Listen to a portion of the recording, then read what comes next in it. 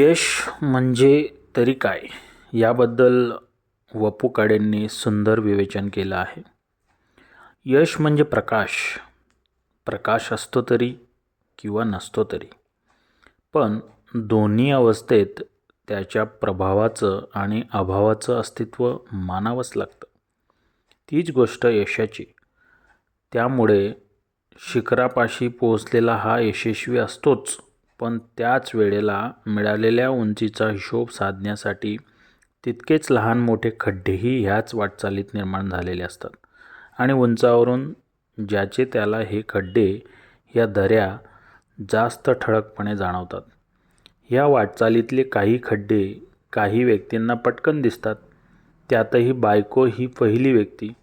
तिला नवऱ्याच्या यशाच्या शिखराअगोदर खड्डेच प्रथम दिसतात. ह्यात तिची चूक नाही, कारण ती रथाचं दुसरं चाक. तिला त्या खड्ड्याचे शारीरिक, मानसिक, आर्थिक, लौकिक हादरे जास्त बसतात.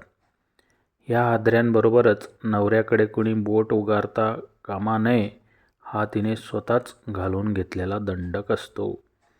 सवलत वा संशयाचा फायदा ती तिच्या कोर्टातल्या आरोपीला द्यायला तयार नसते. तिची ती भूमिका योग्य असते, कारण ज्योत जवळून तेजोमय ठरते, समई नुसतीच तापत राहते. धन्यवाद.